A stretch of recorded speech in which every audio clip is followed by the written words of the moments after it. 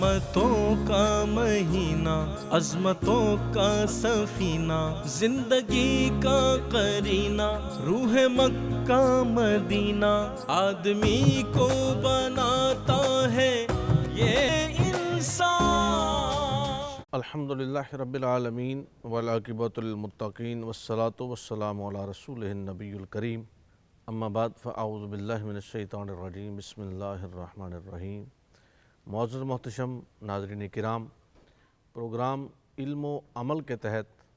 آج ہمارا موضوع ہے اسلام اور تعلیم و تربیت۔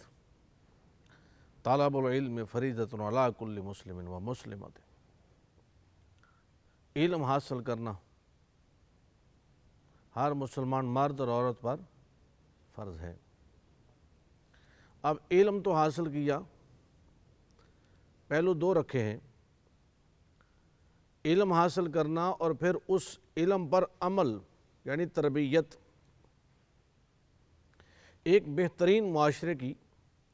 تشکیل میں افراد کی تعلیم و تربیت کو بہت اہمیت حاصل ہے، لہذا افراد کی تعلیم و تربیت اس نہج پر کرنے کی ضرورت ہے کہ وہ حاصل کردہ علم سے معاشرتی منصوبوں کا بہترین انداز سے اجرا کر سکے۔ اس کی اولین مثال انسان اول حضرت آدم علیہ السلام کی ہے کہ جب اللہ تبارک و تعالیٰ نے ان کو وہ ان چیزوں کے نام سکھا دیے جو فرشتوں کو بھی معلوم نہیں، اور اللہ رب العزت نے سکھائے نا، حالانکہ فرشتوں کو ان کی ضرورت ہی نہیں تھی ان ناموں کی، لیکن اللہ نے فرمایا کہ بتاؤ جو آدم کو میں نے سکھایا تمہیں اس بات کا علم ہے؟ اور پھر قرآن مجید میں دوسرے مقام پر فرمایا گیا کیا جاننے والا اور نہ جاننے والا برابر ہو سکتے ہیں؟ علم ایک نور ہے اور جہالت ایک اندھیرا ہے۔ اب نور کا اور اندھیرے کا کیا موازنہ کریں گے؟ بالکل اپوزٹ ہے نا۔ تو علم حاصل کرنا اور علم پر اس پر عمل پیرا رہنا، اس تربیت کو حاصل کرنا، اس وقت تک معاشرہ نہیں بنتا جب تک تربیت نہ آئے۔ صرف علم آ جائے، بڑے لوگ ایسے دیکھیں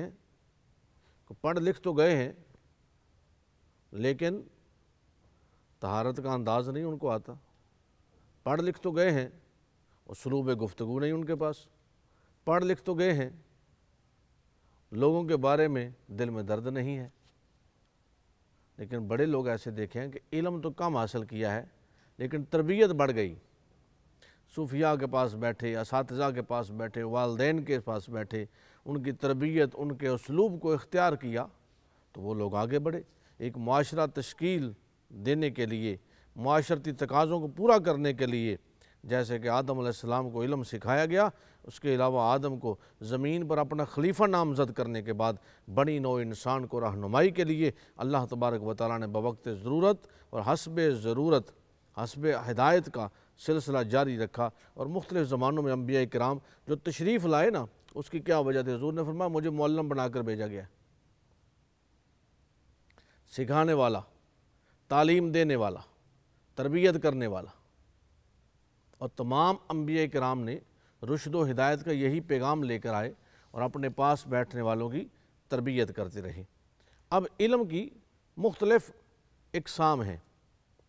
اسلام انسان کو عقلی و فکری تعلیم و تربیت پر بہت توجہ دلاتا ہے، کیونکہ علم سے استفادہ اسی صورت میں ممکن ہے جب تک وہ انسانی عقل تک رسائی حاصل نہیں کر لیتا نا۔ بھئی علم پڑھتے ہیں، علم پڑھنے کے بعد جب خود اس کی سمجھ نہیں آتی، اثرات مرتب نہیں ہوتے، تو کسی کو سکھانے کے بندہ قابل ہی نہیں ہو سکتا۔ علم پڑھنے کے بعد اس کو پھر خود اپنے آپ پر وارد ہو، تو یہ ہے وہ عقلی بحث کہ اس کے عقل تک وہ جو علم ہے، اس کے شعور تک، اس کے فہم تک، اس کے ادراک تک اس علم کا پہنچنا، اور اس کے بعد پھر وہ لوگوں تک پہنچانا۔ حضور علیہ السلام کا فرمان ہے علم دو طرح کے ہیں، ایک علم دل میں ہوتا ہے اور یہ علم نافع ہے، اور ایک علم زبان پر ہوتا ہے اور یہ ابن آدم اللہ کی حجت ہے، یہ بندے پر اللہ کی حجت ہے، یعنی دلیل ہے۔ علم اس کی زبان پر ہے، صاحب قال ہے، لیکن ایک وہ ہے کہ علم اس کے دل میں ہے، وہ صاحب حال انسان ہے، وہ اس نے جو پڑھا ہے اس پر عمل کرتا ہے۔ خطیب بغدادی یوں بیان کرتے ہیں کہ ایک اور روایت ہے، علم دو طرح کے ہیں، ایک علم دل میں راسخ ہوتا ہے اور ایک علم زبان پر جاری ہوتا ہے، پس دوسرا علم اللہ کے بندوں پر حجت ہے۔ یعنی جو زبان سے جاری ہوا یہ تو دلیل ہے نا علم کی، لیکن جو دل میں راسخ ہوا، جو اس پر اس نے عمل کیا۔ میرے حضور قبلہ عالم میرے شیخ کامل آپ فرمایا کرتے تھے، تجلیات مرشد کے اندر آپ کے ملفوظات میں یہ بات موجود ہے، آپ فرماتے ہیں علم حاصل کر لیا اور اس پر عمل نہ کیا، بس یوں سمجھیے کہ جیسے گدھے نے کتابوں کا بوجھ اٹھا رکھا ہے۔ یعنی بہت زیادہ کتابیں تو پڑھ چکا ہے، علم تو لے لیا ہے، تعلیم تو لی ہے، تعلیم ضروری ہے، لے لی ہے، لیکن اس کے ساتھ اس کی تربیت نہیں ہے۔ آج ضرورت، آج کا ہمارا موضوع یہ ہے کہ تعلیم لینے کے ساتھ ساتھ ہم نے تربیت پر بھی زور دینا ہے، تربیت کی طرف بھی توجہ آئے کہ علم تو حاصل کر لیں لیکن اگر تربیت ہی نہ آئے، اگر اس کا اسلوب ہی نہ آ سکے، اس علم کو استعمال ہی نہ کیا جا سکے۔ ہمارے استاد صاحب فرمایا کرتے تھے کہ کچھ علم وہ ہے جو آپ کو کتاب دیتی ہے، لیکن کچھ علم وہ ہے جو آپ کو میرے پاس ملنے سے ملتا ہے، میرے پاس بیٹھنے سے ملتا ہے۔ وہ اس علم کی جو چاشنی ہے، جو مٹھاس ہے، جو تربیت ہے، جو میں تمہیں سکھاتا ہوں، وہ یہ ہے کہ یہ تمام علوم کو میں جیسے کوزے میں سمندر کو بند کیا جاتا ہے، یہ کیفیت ہے تربیت۔ یعنی علم حاصل کر لیا اور اس پر تربیت نہ حاصل کی۔ مولا علی شیر خدا فرماتے ہیں علم دو طرح کے ہوتے ہیں، ایک سنا سنایا اور دوسرا جو نفس و روح میں بس جائے، اور سنا سنایا علم فائدہ نہیں دیتا جب تک وہ دل میں راسخ نہ ہو جائے۔ یہی وجہ ہے اب دل میں راسخ کرنے کے لیے ضروری امر یہ ہے کہ جو علم سکھا رہا ہے، جو تربیت کر رہا ہے، اس کا عمل اس پر کامل ہو۔ بھئی آپ اپنی اولاد سے کہیں جاؤ بیٹا نماز پڑھو، اذان ہو گئی ہے، جا کر صلاۃ ادا کرو، اور خود بستر میں سوئے رہیں۔ آپ یوں کہہ لیں کہ بیٹا باہر جا کر بتا دینا کہ ابو گھر میں نہیں ہے، اب آپ گھر میں رہ کر بیٹے کو جھوٹ بولنے کی طرف مائل کر رہے ہیں۔ آپ خود کہہ رہے ہیں کہ بھئی تم جا کر ایسا کہہ دو، اب بعد میں ہم کہتے ہیں کہ ہماری اولاد جو ہے اس کی تربیت درست نہیں، تربیت تو ہم درست نہیں کر رہے، پھر ہم پیر صاحب کے پاس آ جاتے ہیں، اس کو دم کر دیں، اس کو تعویذ دے دیں، اس کے لیے دعا کر دیں۔ بھئی میاں ہم سب اپنی اولاد کے لیے تعویذ ہیں، ہم سب اپنی اولاد کے لیے دم ہیں، ہم سب اپنی اولاد کے لیے ایک رول ماڈل کی حیثیت رکھتے ہیں کہ جب ہمارا عمل اپنی اولاد کے سامنے اس طرح سے ہو کہ ہماری زبان پر سچ جاری رہے۔ سیدھا آسان بات میرے ناظرین، خواتین بھی یہ اس بات کو یاد کر لیں، سمجھ لیں، اور ہمارے حضرات، مرد حضرات بھی اس بات پہ توجہ دیں۔ ہم اپنی زبان سے جھوٹ نہ بولیں تو ہمیں اولاد کو یہ کہنا نہیں پڑے گا کہ بیٹا آپ نے جھوٹ نہیں بولنا۔ ہم صلاۃ ادا کرتے رہیں، ہمیں کہنا نہیں پڑے گا کہ بیٹا آپ بھی صلاۃ ادا کریں۔ ہماری جو رہن سہن کے معاملات ہیں، شرم و حیا ہے، ایک دوسرے کے ساتھ ملن ساری ہے، محبت ہے، اخلاق ہے، ایک دوسرے کی داد رسی ہے، تو پھر ہمیں اپنی اولاد کو کہنا نہیں پڑے گا۔ وہ ایٹومیٹکلی ہمارے ساتھ، چونکہ جو بچہ ہوتا ہے نا اس کی میموری خالی ہوتی ہے، جس طرح ایک ہارڈ ڈسک ہو، تو آپ اس کو خالی ہارڈ ڈسک لے آئیں تو پھر آپ کی مرضی ہے یا آپ پر ڈیپینڈ کرتا ہے کہ آپ اس میں قرآن مجید کی تلاوت ریکارڈ کر لیں، آپ اس میں جو ہے نعت ریکارڈ کر لیں، یا آپ اس میں موسیقی میوزک ریکارڈ کر لیں، یہ پھر آپ پہ ڈیپینڈ کرتا ہے۔ بس یوں سمجھیے کہ یہ جو ہماری اولاد ہے، یہ ہمارے بچے ہیں جن کو ہم تعلیم و تربیت دیتے ہیں، ان کی میموری ہارڈ ڈسک خالی ہے۔ اب ہم ان کی تربیت پہ لگے ہوئے ہیں، تعلیم تو ہم ان کو دے رہے ہیں، آکسفورڈ میں پڑھا رہے ہیں، ہم ان کو جناب مختلف اچھے سکولز میں تعلیم دلوا رہے ہیں، او لیول کروا رہے ہیں، ہم ان کو مدارس کے اندر پڑھا رہے ہیں۔ سب کچھ ہو جانے کے بعد اگر ہم ان کی تربیت نہیں کرتے تو پھر کیا ہوگا کہ وہ زبان والا علم جو سنا سنایا مولا علی شیر خدا نے فرمایا، اور جو دل میں راسخ ہو جانے والا علم ہے، وہ علم ہے کہ جب علم کے ساتھ ہم اپنے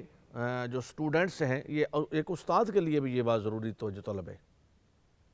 ہمارے جو سٹوڈنٹس ہیں، والدین کے لیے ان کی اولاد ہے،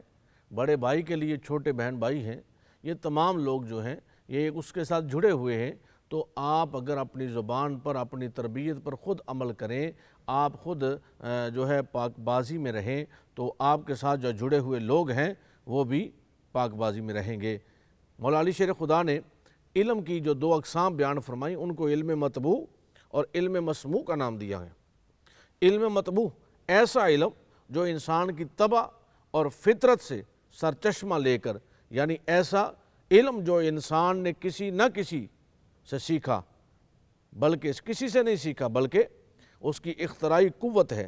جبکہ علم مسموع سے مراد سنایا علم ہے۔ اگر علم مسموع علم مطبوع میں تبدیل نہ ہو سکا تو اس علم کا کوئی فائدہ نہیں۔ اس کی بڑی وجہ یہی ہوتی ہے کہ تعلیم و تربیت سے بندہ دور ہوتا ہے، علم مسموع میں رہتا ہے اور علم مطبوع سے دور ہو جاتا ہے۔ تعلیم و تربیت کے حوالے سے معلم اور متعلم کا چلی دامن کا ساتھ ہے۔ تعلیم کے معنی ہے یاد کرانا، یعنی متعلم اپنے معلم سے جو علم سیکھتا ہے اسے یاد بھی کرتا ہے۔ ایسی صورت میں صرف معلومات متعلم کے دماغ میں ذخیرہ کی جا رہی ہیں، اور اگر ذخیرہ کردہ معلومات سے کچھ عملی اہداف حاصل نہیں ہو رہے تو تعلیم ہے، مقصد ہے۔ لہٰذا تعلیم فراہم کرنے کے ساتھ ساتھ معلم کا فرض ہے کہ وہ متعلم کی فکری توانائی کو بھی پروان چڑھائے، ایسے خود اعتمادی اور خود اختیاری بخشے اور متعلم کی ایجادی قوت کو حیات بخشے۔ لہٰذا تعلیم کے ساتھ ساتھ اس کی تربیت بھی کی جائے۔ یعنی اس کا مطلب یہ ہے کہ اگر معلم صرف پڑھا کے آگے جا رہا ہے، وہ یہ دیکھ ہی نہیں رہا کہ میرا جو متعلم ہے، میرا جو اسٹوڈنٹ ہے، اس کی جو قوت حافظہ ہے وہ کیا ہے، اس کی شعوری صلاحیت کیا ہے۔ اگر ایک استاد اس کی شعوری صلاحیت کو اجاگر ہی نہیں کر سکتا تو اس کو علم پڑھانے کا نہیں فائدہ۔ بعض لوگ ہم نے ایسے بھی دیکھے ہیں، ہمارے ساتھ پڑھنے والے بھی ایسے لوگ ہیں، ہمارے پاس پڑھنے والے ایسے اسٹوڈنٹس ہیں کہ جن کی شعوری طاقت بہت زیادہ ہوتی ہے، ان کو تھوڑا پڑھائیں، سمجھائیں زیادہ، تو وہ پھر ان پہ جو علم ہے وہ اس کا نکھار ہوتا ہے۔ اور بعض ایسے کن ذہن ہوتے ہیں کہ ان کو تھوڑا علم پڑھایا جائے اور اس کے باوجود بہت زیادہ ان کی تربیت کر دی جائے، بہت زیادہ علم پڑھا دیا جائے تو پھر بھی وہ پیچھے رہ جاتے ہیں۔ اب علم تو پڑھ لیا تھا، لیکن اب اس کی وجہ کیا ہے کہ اگر جو اس میں کمی رکھتا ہے نا، کوتاہی میں رہتا ہے، آپ اس کو اپنا قرب دیں، اپنے قریب کریں۔ یہ ایک معلم کے لیے، ایک شیخ کے لیے، ایک استاد کے لیے، ایک والد کے لیے بہت بڑا کام ہے کہ جو پیچھے رہ گیا ہے، پڑھنے میں کم ہے، علم اس پر جو ہے وہ مکمل راسخ نہیں ہو رہا، تو اس کو اپنا قرب دیں، اور قرب دینے کے بعد اس کو پند و نصائح میں نہ رکھیں، نصیحت وصیت نہ کرتے رہیں، بس خاموشی سے اپنے ساتھ رکھیں اور اپنے عمل میں مستعدی لائیں۔ وہ آپ کے ساتھ رہے گا تو نماز بھی پڑھے گا، آپ کے ساتھ رہے گا تو آپ کو دیکھ کر وضو کرے گا، آپ کے ساتھ رہے گا آپ کو دیکھ کر روزہ رکھے گا، آپ کے ساتھ رہے گا آپ کو دیکھ کر اپنے لباس کی پاکی رکھے گا۔ اب وہ آپ کو دیکھتا رہے گا تو اس سے جو علم اس نے تھوڑا بھی پڑھا تھا نا، وہ اس میں اجاگر ہوگا، اس میں نکھار پیدا ہوگا اور اس میں حسن عمل آ جائے گا۔ اور یہ تربیت کا بہت بڑا پہلو ہے کہ کسی کو زیادہ آپ فورس کرتے ہیں، بتاتے ہیں، پڑھاتے ہیں، سمجھاتے ہیں، لیکن اس کے باوجود وہ پیچھے رہ جاتا ہے، اور اسے تھوڑی کوشش کریں، آپ اس کو قریب کریں۔ اور میں نے اس طرح بے شمار نوجوانوں کی زندگیوں کو بدلا ہے، اور وہ بدل جاتی ہیں، بس ان کو اپنے قریب کر لیں، ان سے محبت کریں، ان سے پیار کریں، ان سے گفت و شنید کا سلسلہ جاری رہے، وہ آپ کو دیکھتے رہیں گے اور اپنی زندگیوں کو تبدیل کریں گے۔ آئیے ناظرین کرام، تعلیم و تربیت کے ساتھ جڑ جائیں، یہ ایک نور ہے اور اس کا حاصل کرنا بہت ضروری ہے۔ اور اپنے مال سے، جاہ حشمت سے، اولاد سے تو 2-4 پشتے ہی نام رہتا ہے، اور علم سے ہمیشہ نام زندہ رہتا ہے۔